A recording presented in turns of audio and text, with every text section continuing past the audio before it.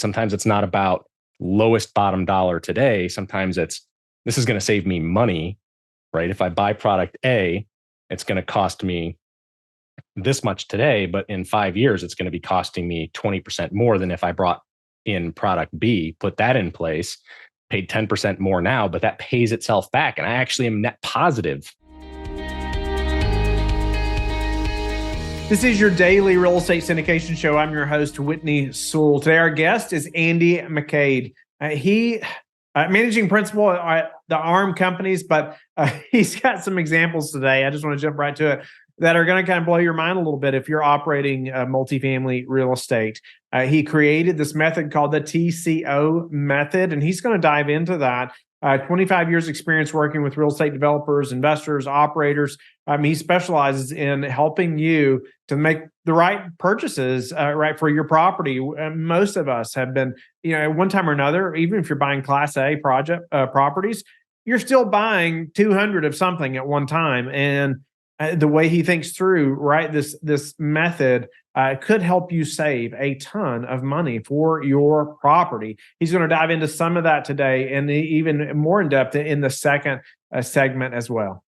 Andy, welcome to the show. I know that you have a method that you have designed that's helping lots of operators right now, and I'm wanting to dive into that because I know many of the listeners they're going to learn. They're going to hear things that I know they probably feel like they're the only one that's struggling with this thing, right? But they're not, and you're going to help, I think, raise awareness to that today, and going to provide some insight. No doubt about it. It's your specialty. Before we do that, give the listeners a little more about your background, and let's jump in. Sure. I'm Andy McQuade. I am a full-time consultant for real estate, mostly commercial multifamily. That's my wheelhouse. I do get involved in some smaller stuff, very involved with local RIA, but I help them basically make more money, make more NOI, make more ROI for their investors by helping them fix issues that they have on their properties or overall that affect their portfolio. It originally started, I was about 23 years in the supply side on real estate. And I had this conversation with somebody. It turned into, why don't you do this full time? And now since 2019, been consulting for commercial multifamily operators and helping them dump a bunch of extra NOI into their properties. And a lot of it isn't crazy stuff. It's just everybody struggles with similar issues, and I see patterns. So I take really good solutions from other operators and I borrow them and I make it part of my program. Wow. No, that's awesome. So similar issues. I bet most of them feel like it's only them, like I was talking about before, right? Absolutely. Or, they don't want to mention it, right? They don't want to talk to other people about it because they feel like, I'm the only one struggling with this. But I bet more times than not, that's not the case. Yeah. No, it's pretty widespread, and it's very common. There's a lot of pieces that cost a lot of money, and there's not a lot of people out there sharing those ideas, right? So my background in sales got me into these C-level offices discussing what their problems were and how they were being impacted by all these costs and all these changes. And, there was compliance stuff and regulations and law changes. And I had to basically have answers for them or find answers for them. More often than not, I was saying, I have no idea, but I'll figure it out. I'll find a way to help you with this. Or if it was something where they were coming to me and saying, hey, I really want to do this with you guys, and we weren't well equipped to do it, I would just say, no, you should really be buying this or doing this with vendor X, Y, or Z, because they're going to do a much better job for you. And that helped me build relationships with them, right? Because I was telling them, no, like, I get you want to spend more with me and I appreciate that, but I can't take your money because we're going to screw this up and it's going to hurt the relationship. So I would get this, C-level access to these huge operators, right? With 30,000 plus stores in 17 different states, doing everything from family office operations where they're just investing for their future and building generational wealth and trying to mitigate risk and all this other stuff, to huge operators that were in a process of just scaling and expanding like mad and just trying to get bigger and better at what they did. And even the little guys, right? I have 100 doors here, 50 doors there. Everybody ran into these same issues. And a lot of it came down to, some of it's technical, right? Some of it's, why are you using product A instead of product B, because product A is going to cost you a lot more money in the long run. How long are you going to own this property? And if the answer was anything more than 5 years, it's like, okay, so around year 3 or 4, this is what's going to start happening to this product if you buy this. And you're going to continue paying for this until you're ready to do another rehab on your property. It's probably not the move you want to make. And some of it came from, quite frankly, catastrophic failures, right? Like they buy this product and they put it in their property, and 3 to 6 months later, everything is going sideways and they're looking to replace 350 light fixtures that they had just installed less than a year prior because they all went sideways. And there's common threads throughout real estate where that stuff happens, right? I had a client who had a ton of college dorms that they were doing, right? They were doing all student housing. They had all those mini fridges, and they didn't want to spend the money to get a good name brand mini fridge. They wanted to buy this other one. And before the sale was closed, I said, I really don't want to sell these to you. I will, but I really don't want to because I think you're going to have issues. I think you should buy this other one, even though it's literally twice the price.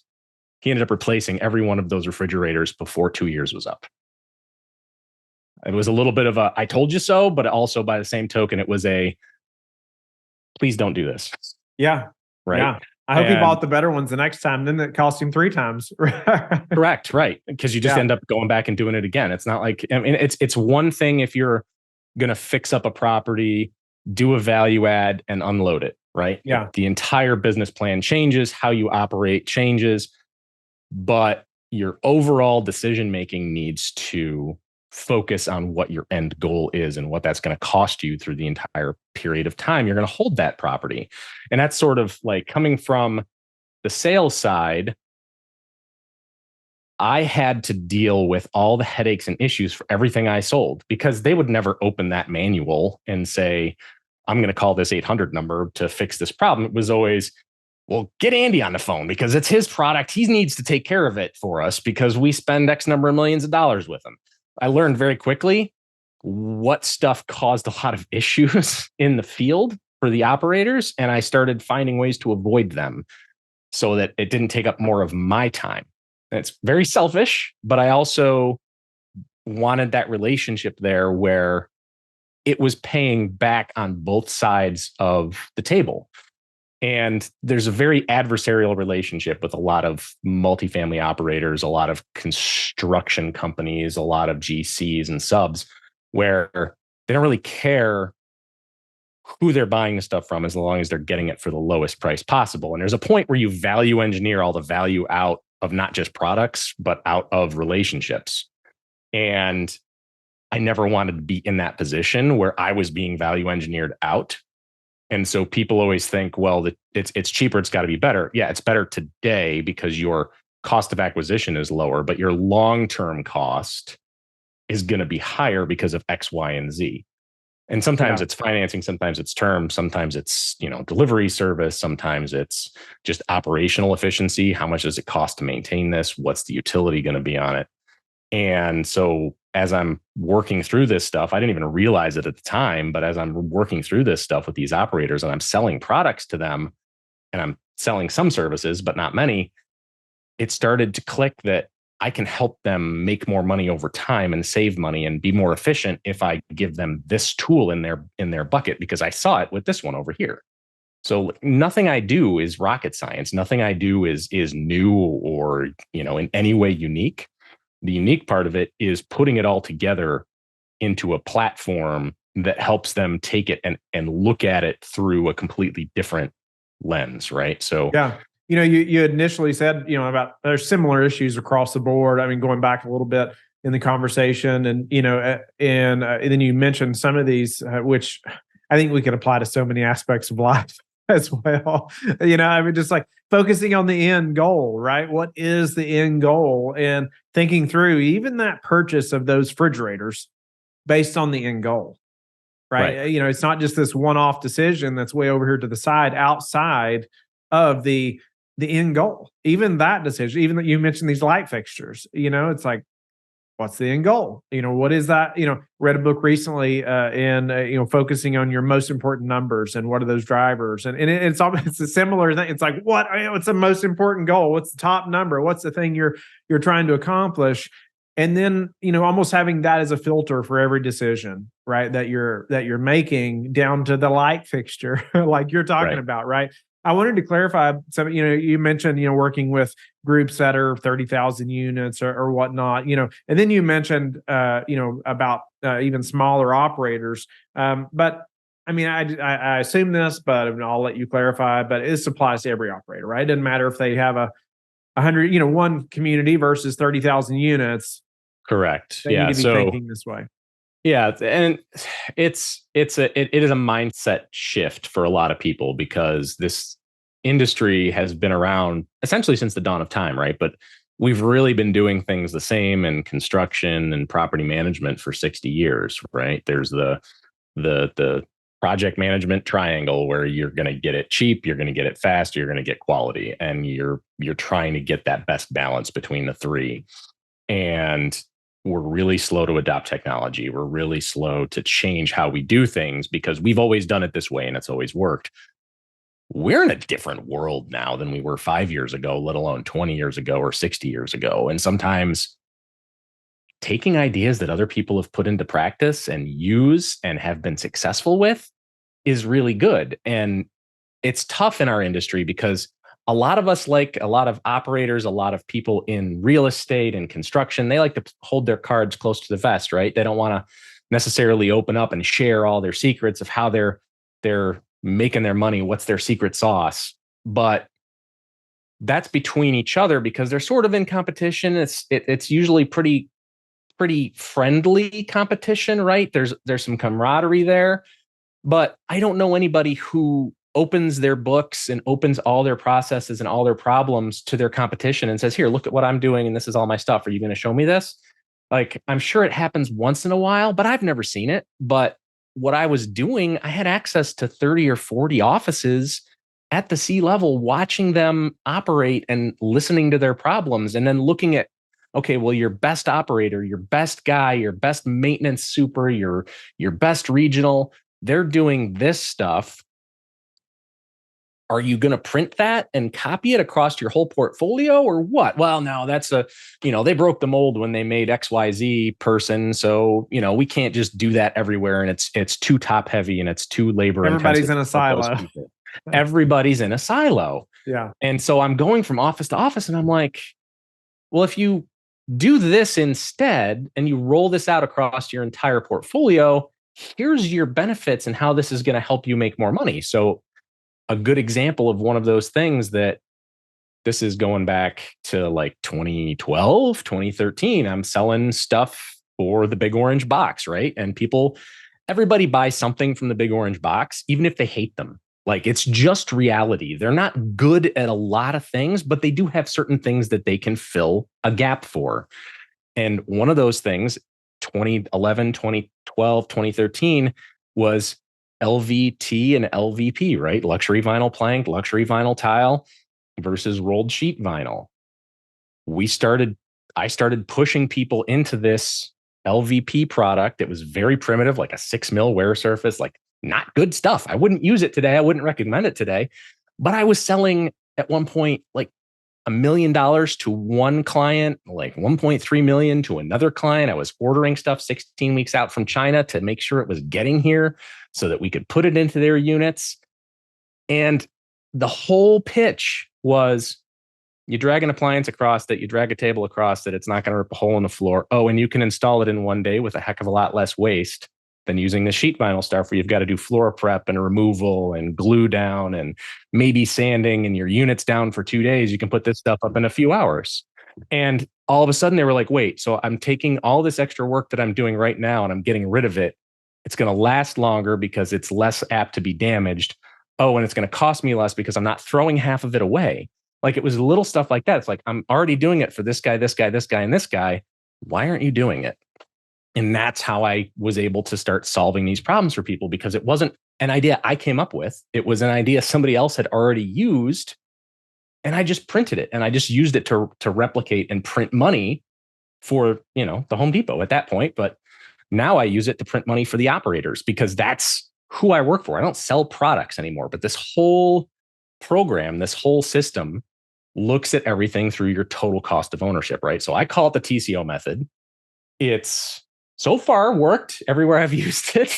There's always that outlier chance that it's just never going to go anywhere, but it's not rocket science. But it takes two things. It takes TCO, which is total cost of ownership, which includes everything. So when you buy a product, when you have to maintain it, when you service it, what does it cost you in utilities?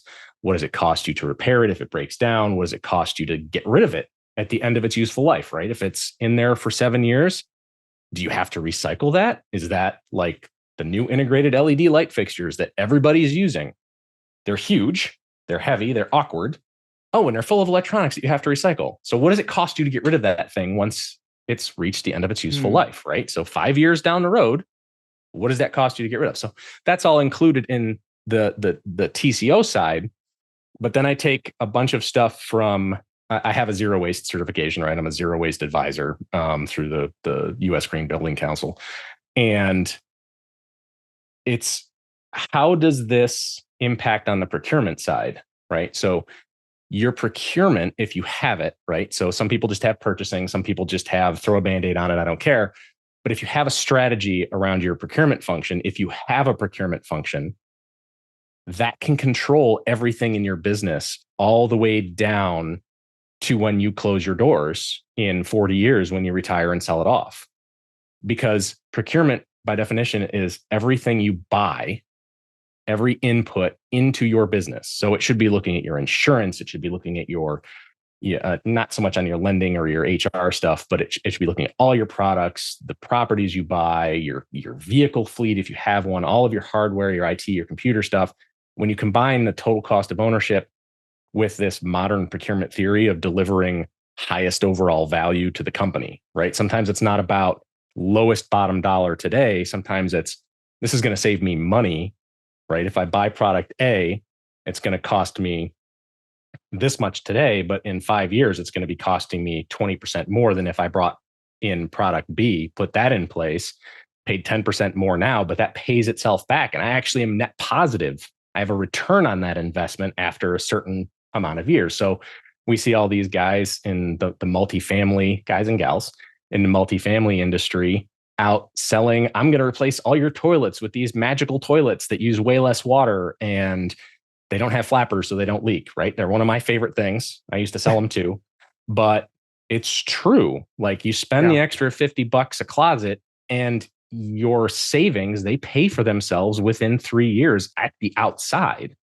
And then you've got the maintenance stuff and the lack of parts and whatever for 10 to 15 years after that. Like I was thinking about just the lack of the maintenance man having to come in and replace flappers. Correct. That's costing the operator at least $50 probably every time they have to come in and do that, right? The time spent on that, no doubt about it. It's unfortunate, but it's a lot more than that because part of the TCO method is we actually do a process costing analysis of how much does all of this stuff cost you? Because love that. Andy, let's hold that thought. I want to dive in the next segment more into the TCO method and how that helps the operator. I know the listeners are going to want to know that as well, as they're operating, many properties often. And a lot of our listeners are operators. And so I want to jump into that. I want to hear more about analyzing that process too, the cost of those things. That's going to be great. And I think just thinking about that, because often we don't think about the cost of that maintenance man coming in and replacing that. Right? What does that? There is a cost to that, right? No doubt about it. And I want to dive into that more. Andy, how can the listeners get in touch with you and learn more about you? You can always find me on LinkedIn. That's where I spend most of my social media time. I do have Instagram and Twitter and all that other stuff, but I am nowhere near as active on there as I should be probably. And you can also just hit my website. It's andymcquade.com. It's got a bunch of stuff on there about me and my history and where I've worked and where I've come from and about the TCO method. And it's a work in progress like everything else out there, but there's some good data on there for people to steal and use for themselves. So Thank you for being with us again today. I hope that you have learned a lot from the show. Don't forget to like and subscribe.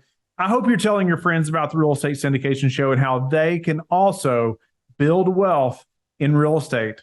You can also go to lifebridgecapital.com and start investing today.